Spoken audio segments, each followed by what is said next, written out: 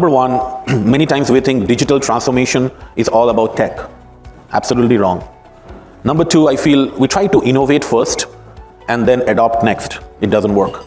Because by the time we innovate, tweak, and build technology, then you put it to operation, say, please use this, it doesn't work. Number three, I think we have to have a focus on value. Whatever is value creation, what we do is we try to build technology and try to reverse fit to create value. It doesn't work. I think in my 2 cents, we have to start with the business, start with the spirit, and really bring the organization together with kind of like art of storytelling. Because I think somebody asked me, what is digital transformation? And my answer is very different. I think it's a spirit, it's a DNA that you have to focus on the art of possible versus art of impossible, because in large organizations, you always focus on why it does not work. Yeah, or will not work. No, it's the culture. Yeah, matter. Measure. $1 improvement in operating income through innovation is much more important than shiny technology, no value. The learning that I think we've all had at ServiceNow, and many of us in the industry have had, is people start with platforms or people start with products. And I think the difference that our founder, Fred, started with was build the platform, but have the product powering the platform, and always think about the universality of the platform. And so what we're seeing in CX and in EX right now is, in the last 90 days, the EX, employee experience story, has changed from one of employee experience to one of shared services and employee productivity. Because everyone's driving to get ready for some rough times ahead, they're like, let's start being more conservative. So we're going in and saying, if you've got already an investment in your HCM, the common pattern we're seeing is, why not connect that to your IT? Why not connect that to legal? Why not connect that to expense reporting, so that from one mobile app, the employee can have everything they need, not a hyperlink with a page with 60 different hyperlinks on it. That's brutal. It's really been fun for me because, in the CGO, I have, it's really been a focus around how do we build ecosystems. And so if I look at the big changes that I made since we last met, one was creating our ecosystems and partnership organization. And I've heard a lot of comments about, how do I work with all of these different vendors to bring solutions together. And so we invested heavily in our ecosystem. We renamed it, first of all. It was an alliance management. We eliminated that from our vocabulary because our clients are really looking for us to help them integrate the ecosystem in a way that really delivers outcomes and solutions for them. And it can be really challenging. I mean, there's so many choices, so many partners out there. And so how do we help bring that together? So that's been a huge change. And then, we're digitizing our own sales organization. So Wait, what does that mean? I know, well, we're figuring it out, but it's really exciting because I think so much of, again, our clients want different things from us, and how they engage with us is completely different. We don't walk the halls anymore. So we do, but we do it also in a very hybrid way. So we're trying to figure out, how do we automate as much of our own process, build AI into our system so we can serve up content to our clients and also to our sales teams. So that's going to be a fun project that we're undertaking this year. How do you know what customers want? You got to listen. Yeah. You got to walk. Listen. You spend time with them. You eat your own cooking. You get to the front lines. You talk to them, whether it's, I don't care what your customer is. And even if it's internal IT, eating your own cooking. But I have 80 million customers. Well, you can get a sample size. Okay. I mean, break them down into personas, get out there, sit with them, listen, watch them, do ride-alongs. And I'm not talking about the token 1 hour, hey, shake hands, kiss babies kind of stuff. I'm talking about digging in deep. And then that's got to be more than a one-time event. It's actually got to be something that's sustainable and that you're building that relationship so you have a constant input of customer feedback. 66% growth in the number of developers moving over from Web 2 to Web 3. Very significant. Number of wallet growth month over month is 8% month over month. That's about 1 million new wallets created every month. If I just look at my own business, Unstoppable, where we create a digital identity, we're seeing partnerships grow at a 10x pace. 10x. So I believe that the space will continue to have builders that will build during the bear market. And I really see a lot of utility, like Hunter's seeing today. A lot of strong use cases in customer experience that we heard about today. A lot of great use cases around data, how you protect your data, how you make sure that data is yours, no one else is selling it. And these use cases, I think, are going to be the core. It's not going to be about the technology, but it's going to be about this utility and these use cases that are going to be disruptive to drive the future. This postmodern era that we're in, I think, how I would describe the best CFOs that we work with 1,300 companies in all different parts of the economy. They are what I would call technological storytellers. Right? And that sounds weird to people because, right, when you're a CFO, you want to tell stories? Yeah, the businesses are very, very complex today, and your ability to understand what's happening in your business and convey that to your stakeholders, to your board, to your investors in a way that animates the market and animates support for your business, that is the job of the CFO today, more so than ever.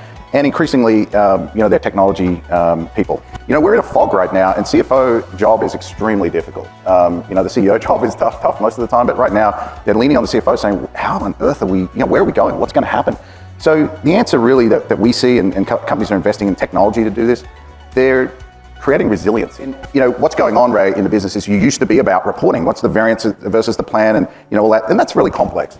But increasingly, there's a realization that the business is driven by different metrics, right? If you go out into a software company, it's all about your leads. It's about the conversion from MQLs to SQLs. This is not financial data. This is operational data. It turns into commercial data. That commercial data then ultimately turns into financial data. So CFOs are realizing this and they're saying, look, if we're going to be resilient, we need to course correct quicker. So we need to know what are the drivers in the business and model that and have responsive capabilities to look at that very quickly. But yeah, for a lot of people, we survey 10 million people a year. We survey 200,000 people every single week, ask them 60 questions in 140 countries.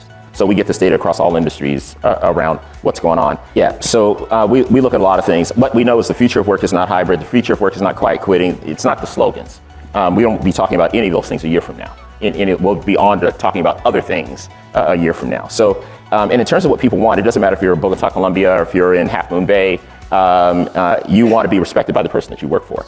You want to be communicated with in an honest way by the person that you work for. You want to be treated in a fair and equitable way, and that's the most important of all. If people feel like you're treating some people one way and you're treating a group of people another way, trust just plummets. The other thing is you want to enjoy the people that you work with. Yeah. You don't want to have 5 shots of Red Bull to join your team, Zoom or WebEx or Microsoft Teams. And people, in terms of enjoying who they work with, that's a reflection on management. Yeah.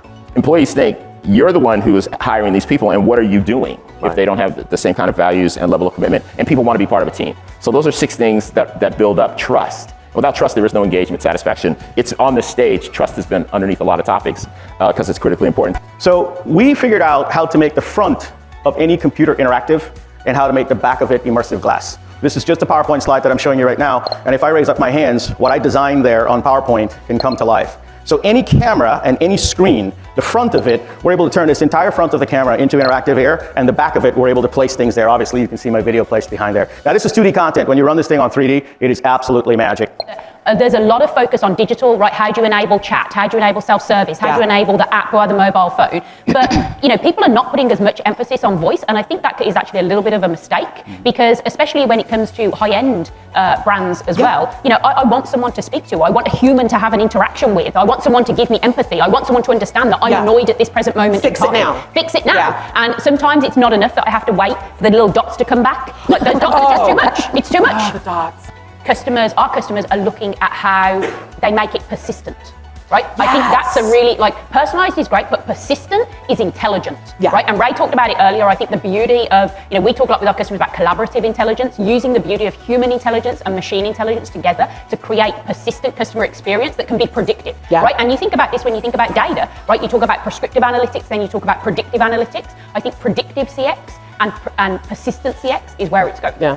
What does that prove to the market about somebody who's willing to go out there and be frankly off the beaten path enough, be disruptive enough, be different enough, be unabashed enough, be unembarrassed? You know what the word embarrassed means? You know the root of the word embarrassment means literally to bar yourself in. Caring what other people think is a prison. It's in the word embarrassed. So what most people call a dialogue is actually called waiting to talk. Thinking is the application of a framework or a lens. There's reflexive and reflective.